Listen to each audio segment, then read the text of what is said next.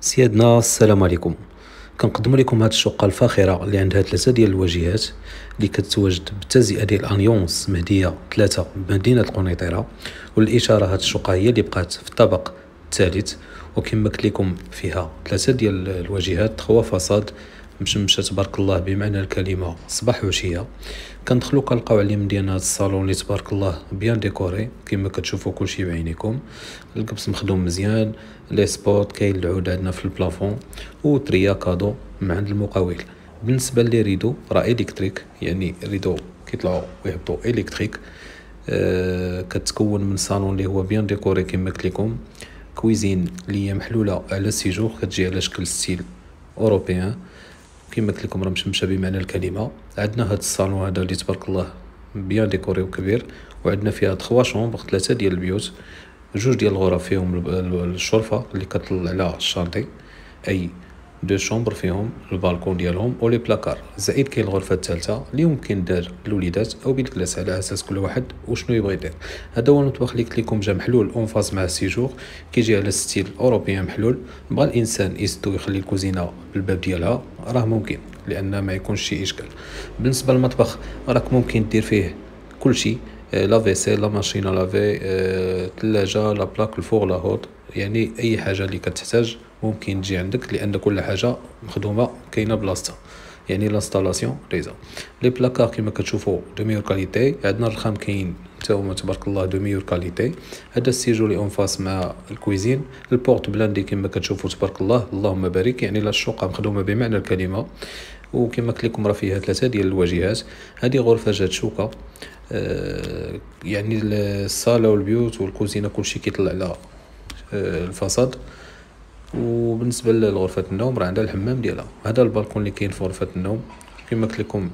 الشقه راه عندها 3 الواجهات، يعني راه مشمشه بمعنى الكلمه تبارك الله. مخدومه كلها سامبل عادي، يعني حاجه سامبل كتجي لا سامبليسيتي ديما كتعطي منظر زوين وما عمره ما كيطلع في الراس. البلاكار راكم شفتوه، وهذا الحمام اللي كاين في غرفه النوم. بالنسبه للمساحه سيادنا ديال هذه الشقه هذه اللي فيها 3 الواجهات 100 متر مربع. وبالنسبه للثمن ديال هذه الشقه اللي هو مناسب مقارنه مع 3 الواجهات، والموقع اللي فيه راه قريبه للمرافق الضروريه، كاين الجريده فين يلعبوا الوليدات، بيم حداك، يعني اي حاجه اللي هي مهمه راه قريبه. كما قلت لكم الثمن هو 72 مليون، وقابل شيئا ما للتفاوض بطبيعه الحال. والانسان اللي باغي يستافد من الدعم راه ممكن، يعني 7 ديال الدعم غادي تحيد لك من الثمن ديال البيع ديال الشقه. هذا الحمام الرئيسي، السيجور راكم شفتوه. بقاو لنا 2 ديال الغرف اللي غنشوفوهم ان شاء الله. كما قلت لكم الغرفه الثانيه حتى هي فيها البالكون، زائد كاين الغرفه الثالثه با انسان يديرها للوليدات او بالكلاس، كيبقى الاختيار ديالو. لحقاش كاينين 2 ديال الغرف عندهم بالكون، زائد الغرفه الثالثه ما عندهاش البالكون. وبجوجهم هذوك الغرف فيهم بلاكار كما قلت لكم. هذا هو البالكون ديال لا دوزيام شومبر تبارك الله اللي فيها لا بلاكار وكلشي، لي بلاكار وكلشي تبارك الله اللهم بارك. كما كتشوفوا راه مخدومه سامبل. كتواجد الطابق الثالث، وهي اللي بقات في هاد العماره هذه اللي كتكون من 3 ديال الطوابق. الثمن كما قلت لكم هو 72 مليون، وقابل شيئا ما للتفاوض. المساحه ديالها 100 متر مربع، كتواجد كما قلت لكم في التزئه ديال انيونس مهديه 3 بمدينه القنيطره. لحقاش عندنا انيونس مهديه 1 2 3، هذه 3 سيكتور اللي هو تري كالم، حداك الجريده فين يلعبوا الوليدات، يعني مكان هادئ وتري كالم.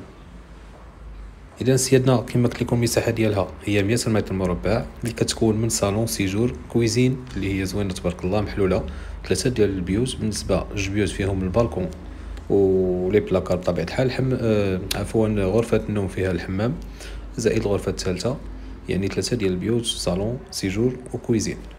اي اشاره يمكن لكم تواصلوا معنا، ومرحبا والسلام عليكم.